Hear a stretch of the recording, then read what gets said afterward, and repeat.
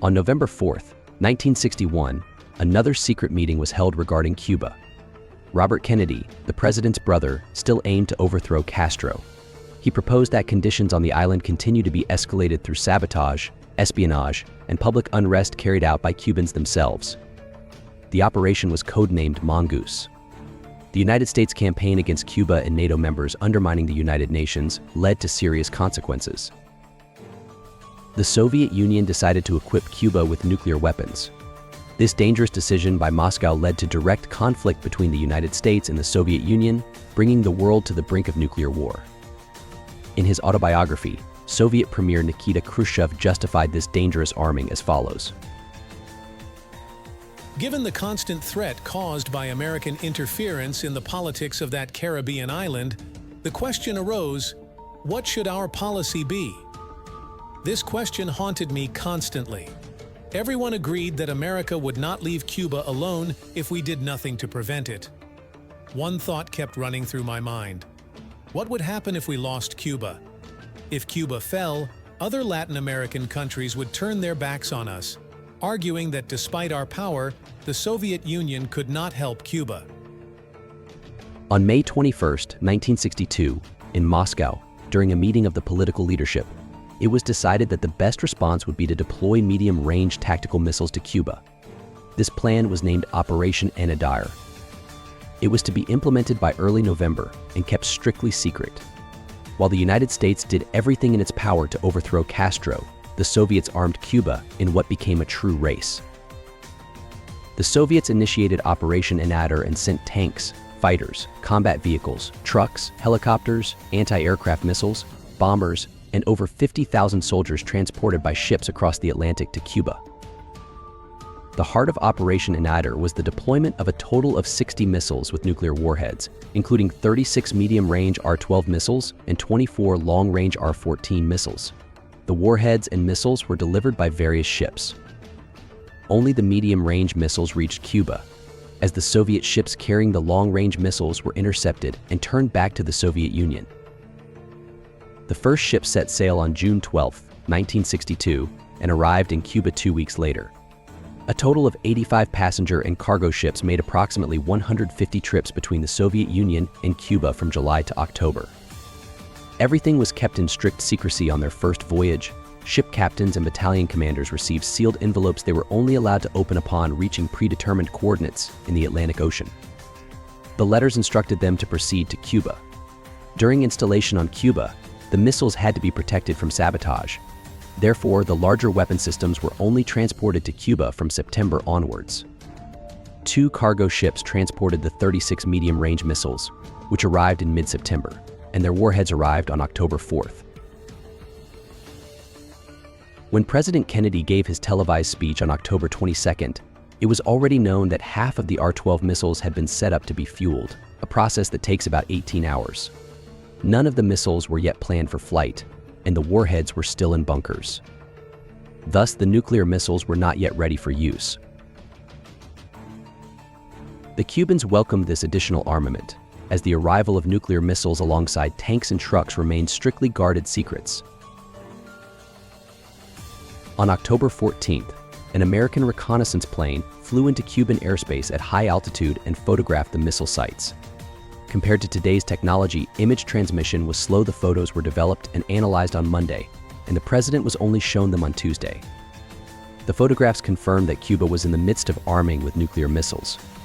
President Kennedy immediately called his closest advisors to the White House and established the Executive Committee of the National Security Council. Kennedy was keenly aware of the danger of nuclear war erupting. The atmosphere was tense. Meetings at the White House were conducted in strict secrecy to avoid drawing attention from journalists with the sudden arrival of black limousines. Sometimes, as many as 9 people were squeezed into one limousine. Neither Castro nor Khrushchev knew that the United States had discovered the missiles. Up until October 22nd, NATO and the American Congress had not been informed. Once the missiles in Cuba were ready for combat, an airstrike would be very risky. Moreover, a naval blockade would be pointless if the weapons were already in Cuba. Kennedy and his advisors immediately decided they had to compel the Soviets to remove the missiles. The question of how to achieve this goal was the main topic of the Executive Committee's sessions. The United States did not want to justify before the Security Council how the Soviet Union had no right to deploy missiles in Cuba when the first and only nuclear base was located there. While the United States had placed its nuclear missiles in Italy, Great Britain, and Turkey in close proximity to the Soviet Union, recorded conversations showed that even the American president did not know where all of America's nuclear missiles were located. At one meeting, Kennedy asked, "Why did Khrushchev place them there? That would be like us putting medium-range missiles in Turkey. I suppose that would be damn dangerous." His national security advisor, Bundy, replied, "But that's exactly what we've done, Mr. President."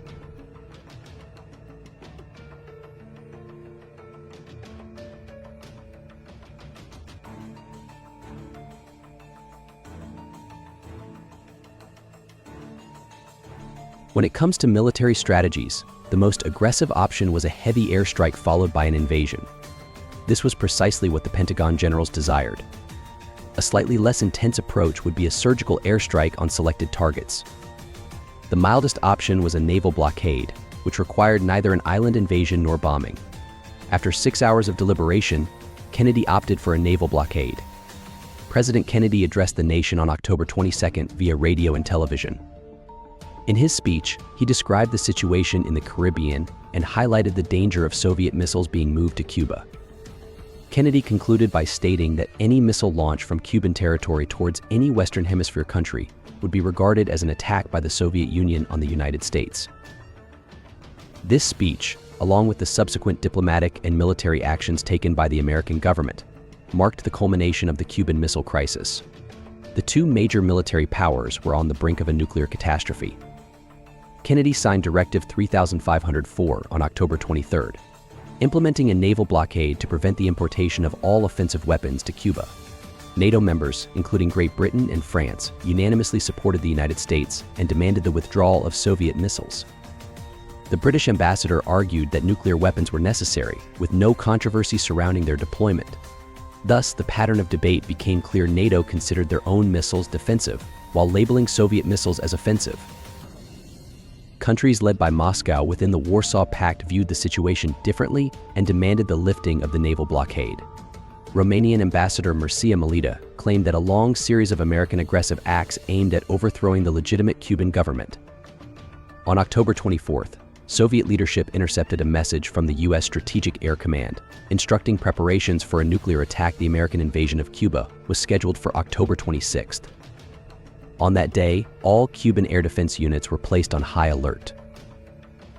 American bombers equipped with nuclear bombs remained in constant readiness to attack targets in the Soviet Union. In the southern United States, American forces awaited orders to invade Cuba. Soviet ships and submarines sailed between Cuba and the Soviet Union, while Soviet soldiers on Cuba worked on missile launch sites to prepare nuclear missiles for use. Soviet ground troops were equipped with tactical nuclear missiles, ready to fire at American troops in case of invasion. Castro anticipated an invasion, and his army stood guard at their positions, feeling that hell was very near.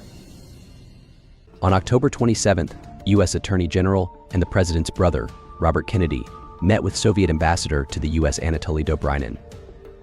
On behalf of the president, he stated that if Soviet strategic missiles were not removed from Cuba, the U.S. would be forced to initiate hostile actions by next week.